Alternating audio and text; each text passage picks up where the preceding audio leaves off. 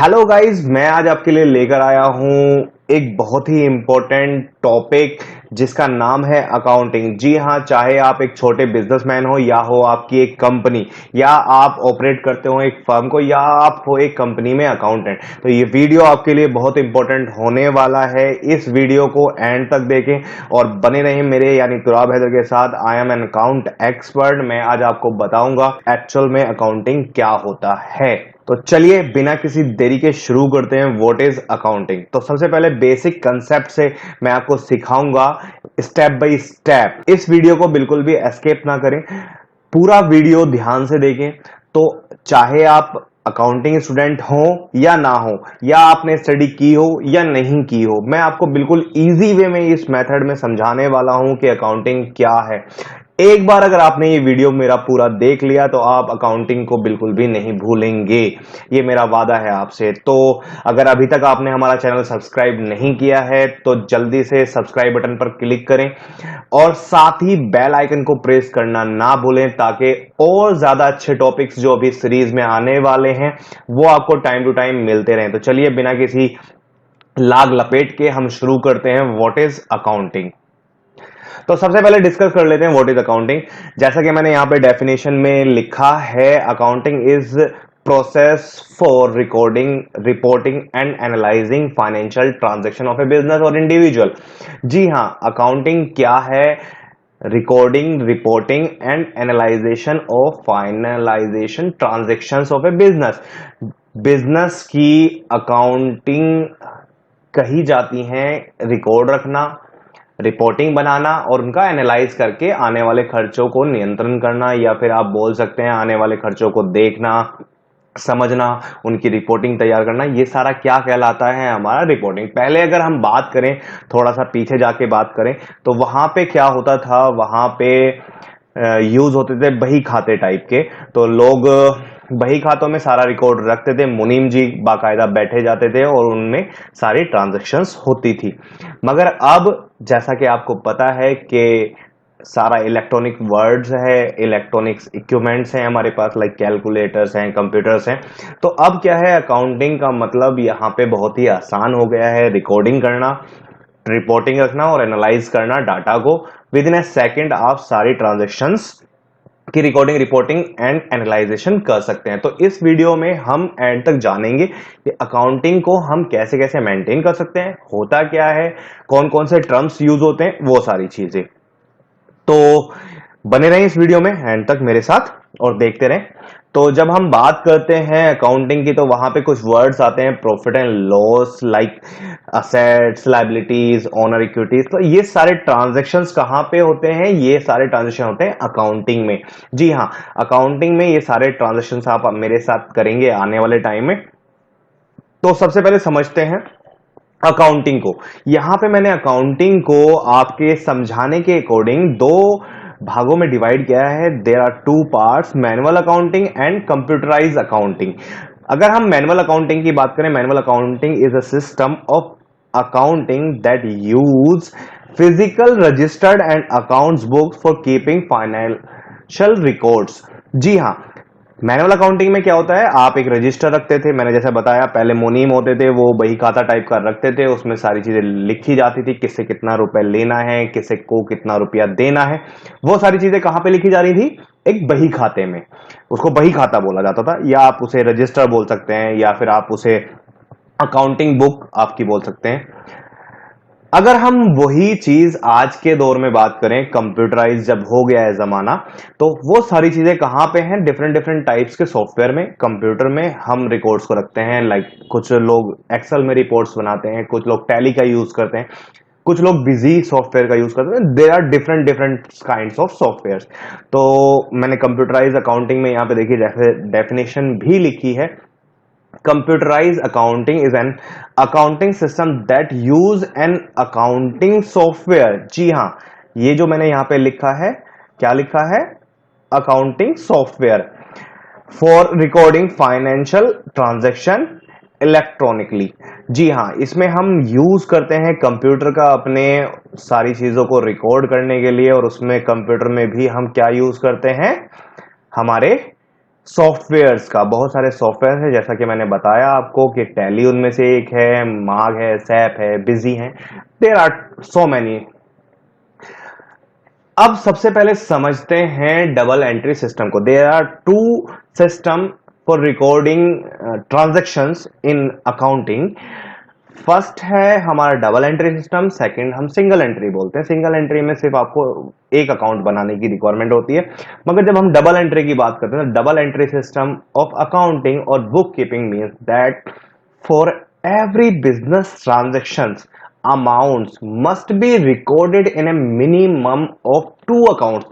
यहां पे आपको हमेशा दो अकाउंट्स बनाने की रिक्वायरमेंट पड़ेगी। Double entry system also require that for all transaction the amount entered as debits must be equal to the amount of credit. अब देखिए यहां पे दो वर्ड्स आए हैं, बहुत ध्यान से समझिएगा, debit and credit.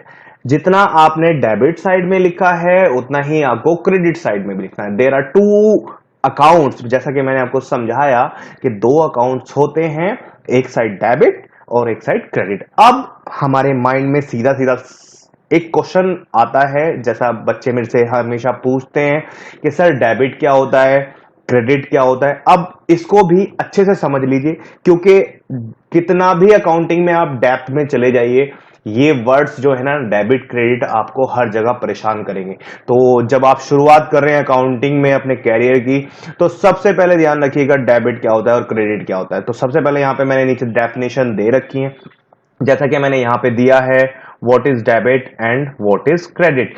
The receiving aspect of transaction is called debit, the giving aspect of transaction is credit. D R and CR से इनको हम डिनोट करते हैं। देखिए यहां पे मैंने डीआर और सीआर लिखा हुआ है, तो ये होता है मेरा डेबिट एंड क्रेडिट। तो डेबिट क्या होता है, रिसीविंग एक्सपेक्ट, मतलब जो भी आपको रिसीव हो रहा है वो सारा डेबिट होगा, और जो गिविंग है यानी आप दे रहे हैं वो सारा क्या होगा, आपका जो गिवर है, गिविंग है, वो सारी ट्रांजेक्शन्स क्या होंगी, आपकी क्रेडिट होंगी। तो ये आप अब एंड तक नहीं भूलेंगे कि डेबिट क्या होता है और क्रेडिट क्या होता है।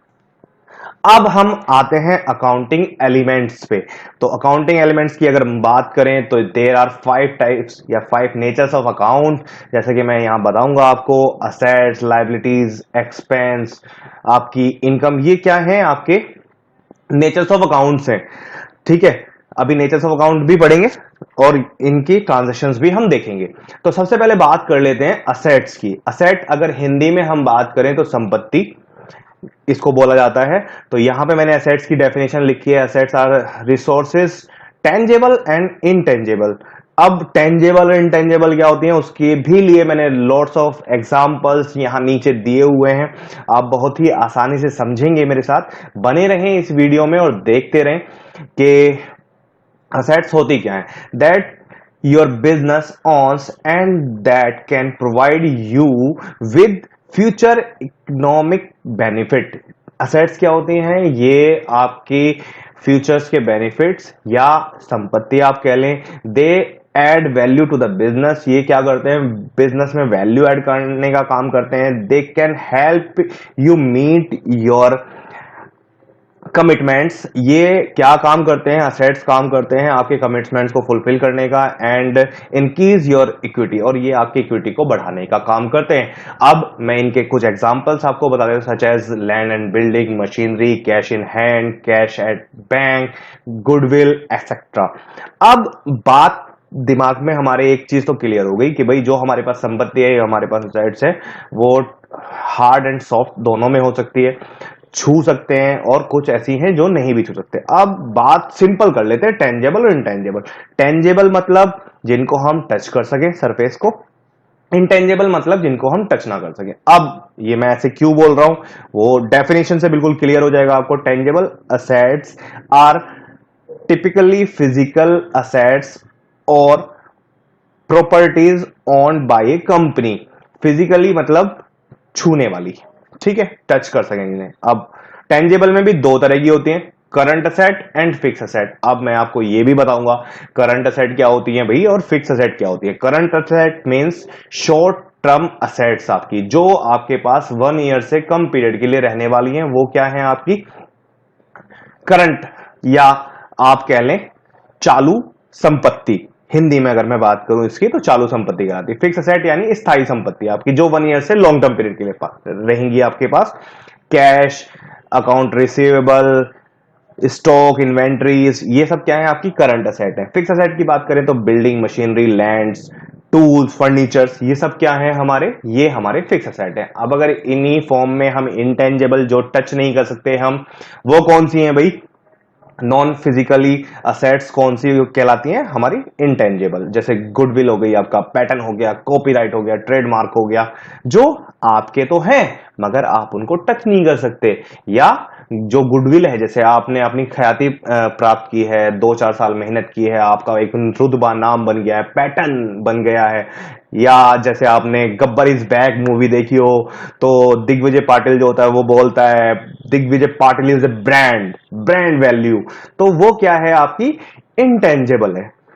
क्लियर है बिल्कुल। अब मैं बिल्कुल आसान तरीके से आपको समझा रहा हूं, उम्मीद करता हूं कि आपको समझ में आ रहा होगा। लाइबिलिटीज की अगर हम बात करें, अगर हिंदी में इसको बोलें तो कर्जे बोला जाता है, कर्ज जो हमें चुकाना है। जी हां, कर्ज आपको चुकाना है। Liabilities are your business debts और obligations which you need to fulfil in future. कहने का मतलब ये है, ये वो कर्जे हैं जो आपको फ्यूचर में चुकाने हैं। मान लीजिए आपने किसी से उधार माल परचेज किया है, आपने उसे बोला है कि मैं आपको 2 महीने बाद पैसे दे दूंगा, अभी आप मुझे माल दे दीजिए, तो आपको उसका फ्यूचर में पैसा देना है। अब इनमें भी, लाइबिलिटीज में भी 2 तरह की लाइबिलिटीज होती हैं, करंट लाइबिलिटीज और नॉन करंट। नॉन करंट को हम ऐसे भी, अगर करंट और नॉन करंट की फॉर्म में ना बोलें, अगर हम इनको ऐसे बोलना चाहें कि short term liabilities and long term liabilities, तो ऐसे भी हम इनको बोल सकते हैं। तो शॉर्ट टर्म लाइबिलिटीज यानी हमारी करंट लाइबिलिटीज, इसमें क्या होता है, इसमें क्या होता है, ये 1 ईयर से कम पीरियड के लिए हमारे पास होती हैं। लॉन्ग टर्म लाइबिलिटीज हमारे पास 1 से ज्यादा पीरियड के लिए, 1 ईयर से ज्यादा पीरियड के लिए रहती हैं। तो मैंने यहाँ पे डेफिनेशन में लिखा हुआ भी है। यहाँ पे बहुत सारे एग्जांपल्स भी मैंने दिए हैं, प्रीपेड एक्सपेंस हैं, सैंडी क्रेडिटर्स हैं, बैंक ओवरड्राफ्ट हैं। प्रोविजंस हमारी नॉन करंट यानी लॉन्ग टर्म लाइबिलिटीज में आती हैं। लॉन्ग टर्म लोन्स हैं, सिक्योर्ड लोन और अनसिक्योर्ड लोन होते हैं। अब माइंड में कंसेप्ट यहां आ जाता है, सिक्योर्ड लोन कौन से होते हैं भाई और अनसिक्योर्ड लोन कौन से होते हैं। जैसा कि मैंने यहां डेफिनेशन में भी लिखा है, सिक्योर्ड लोन्स अगर आप देखें, और अनसिक्योर्ड लोन यहां पे लिखा हुआ है। 2 वर्ड्स मैंने यहां पे दिए कि भाई सिक्योर्ड लोन क्या होते हैं और अनसिक्योर्ड लोन क्या होते हैं। सिक्योर्ड लोन होते हैं जहां पे आपको प्रॉपर्टी या कोई वस्तु अपनी रखनी पड़े या गिरवी रखनी पड़े, तो वो आपके सिक्योर्ड लोन होते हैं। अनसिक्योर्ड लोन जैसे आपने दोस्तों वगैरह से आप अपने लोन ले लेते हैं, भाई मुझे आज जरूरत है, आप मुझे लोन दे दो, या लोन उसको नहीं बोलेंगे, पैसे उधार दे दो, ऐसा वर्ड यूज करते हैं हम। और फिर उसके बाद 2-3 महीने बाद मैं आपके पैसे वापस दे दूंगा, तो वो क्या होते हैं, हमारे अनसिक्योर्ड लोन होते हैं, जिसके बदले हमने कोई चीज गिरवी नहीं रखी है। तो there are secured loan and unsecured loan. अब बात कर लेते हैं हमारे एक्सपेंस की। एक्सपेंस क्या होते हैं भाई, ये समझ लेते हैं। तो एक्सपेंस में जब हम डेफिनेशन की बात करते हैं, तो यहाँ पे एक्सपेंस की डेफिनेशन यहाँ पे मैंने लिखी है, expense is an event where money spend और cost include in an organisation efforts to generate revenue.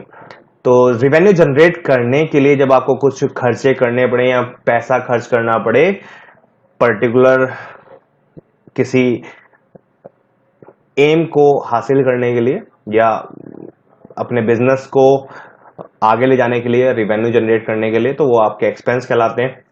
There are 2 types of expense, direct expense और इनडायरेक्ट एक्सपेंस। डायरेक्ट एक्सपेंस कौन से होते हैं और इनडायरेक्ट एक्सपेंस कौन से होते हैं वो भी समझ लीजिए। यहां पे मैंने डेफिनेशन जैसे लिखी है, दोज एक्सपेंस, ये जो मैंने डेफिनेशन लिखी है, those expense related to the production process और purchase of goods are known as direct expense. जी हां, डायरेक्ट एक्सपेंस कौन से होते हैं, जब मैन्युफैक्चरिंग करते टाइम कॉस्ट को इफेक्ट जो एक्सपेंस करता है वो आपका कौन सा एक्सपेंस कहलाता है, डायरेक्ट एक्सपेंस। अब मान लीजिए मैं एक एग्जांपल दे देता हूं आपको, मैं एक पेन मैन्युफैक्चर करता हूं। पेन मैन्युफैक्चर करने में उसकी कॉस्ट या लागत में जो भी खर्चा आएगा वो उसका डायरेक्ट एक्सपेंस होगा। जैसे हमने किया है लेबर, लेबर का खर्चा दिया है, कैरेज इनवर्ड, कोल, फैक्ट्री रेंट, ये सब खर्च हुए हैं मेरे वहां पे। तो ये सब क्या है, मेरे डायरेक्ट एक्सपेंस है। Those expense not related to the production process. जी हाँ, प्रोडक्शन वर्ड आ रहा है यहाँ पे, ये देख लीजिएगा। प्रोडक्शन प्रोसेस और purchase of goods are known as indirect expense. जो मैन्युफैक्चरिंग करते टाइम खर्चे नहीं आते उनको हम इनडायरेक्ट एक्सपेंस बोलते हैं। या हम सीधा सीधा बोलें, जो भी ट्रेडिंग और सेलिंग वगैरह में जब खर्चे आएंगे, तो एक हो गई हमारी मैन्युफैक्चरिंग इंडस्ट्री, एक हो गई हमारी ट्रेडिंग इंडस्ट्री। ट्रेडिंग में जो भी खर्चा आएगा मैन्युफैक्चरिंग होने के बाद, वो उसका इनडायरेक्ट एक्सपेंस होगा। जैसे हम सैलरी, कैरेज आउटवर्ड दे रहे हैं, मतलब माल इधर उधर ले जा रहे हैं, उसको किराया भाड़ा दे रहे हैं, डिस्काउंट अलाउड, एडवर्टाइजमेंट कर रहे हैं, ये सब क्या है, इनडायरेक्ट एक्सपेंस है। देखिए कैरेज इनवर्ड और आउटवर्ड में क्या डिफरेंस है, दो वर्ड है यहाँ पे, कैरेज इनवर्ड और carriage outward. Charge include of fringe and transactions while purchase of goods are known as carriage inward। ठीक है, fringe and transactions by business while selling of goods. देखिए यहाँ पे परचेजिंग ऑफ गुड्स था, जब हम manufacturing कर रहे थे तब कैरेज इनवर्ड होते हैं, और जब हम सेलिंग करते हैं यानी चले जाते हैं सेल परचेज में, तो सेलिंग जब करते हैं तो वो कैरेज आउटवर्ड होता है, वहां पे जब माल को ले जा रहे ला रहे हैं। ठीक है, तो वो हमारा क्या खर्चा कहलाता है, कैरेज आउटवर्ड कहलाता है। उसके बाद बात करते हैं लास्ट में हमारी इनकम की। Income is the revenue of A business earn from selling it's goods और सर्विस और the money an individual receiving end compensation for his और हर लेबर सर्विस और इन्वेस्टमेंट। कहने का मतलब ये है, इनकम क्या होती है, इनकम होती है जब आप कोई गुड्स वगैरह सेल करते हैं या अपनी सर्विस देते हैं और उसके बदले आपको पैसे मिलते हैं, वो आपकी इनकम कहलाती है। अब there are two types of income, आय हिंदी में अगर हम बोलें तो इसको आय बोलते हैं, डायरेक्ट इनकम और इनडायरेक्ट इनकम। डायरेक्ट इनकम जैसे यहाँ पे मैंने डेफिनेशन भी लिखी है, डायरेक्ट इनकम कौन सी होती है, direct income is one which is earn directly by way of business activities.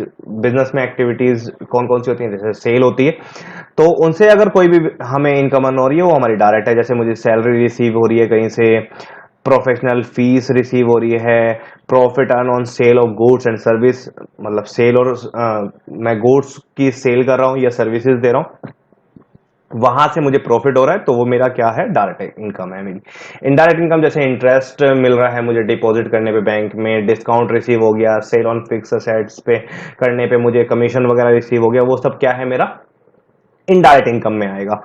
Gain and profit. अब गेन एंड प्रॉफिट का कंसेप्ट भी समझ लेते हैं, दोनों का सिमिलर सा मतलब निकलता है, मतलब थोड़ा सा डिफरेंस है। A profit that arise from events or transactions which are incidental to business such as sale of fixed asset, winning a court case। कहने का मतलब ये है, हमारी कंपनी को या हमारे बिजनेस को फिक्स असेट सेल करने पे कोई प्रॉफिट हुआ हो, या हम कोई कोर्ट केस जीत गए हो, मतलब ऐसा पैसा जो हमें एकदम से मिल गया हो, मतलब हमने असेट सेल करी कोई और वो पैसा हमें मिल गया, तो हमारा क्या हो रहा है, गेन हो रहा है, मतलब बढ़ोतरी हो रही है हमारी असेट्स में। प्रॉफिट, प्रॉफिट क्या होता है, प्रॉफिट हमने कोई माल परचेज किया था पहले और फिर उसको हम माल, मैं गुड्स बोल दूं अगर इंग्लिश की आप टर्म समझे, हिंदी में माल बोलते हैं, इंग्लिश में गुड्स बोलते हैं।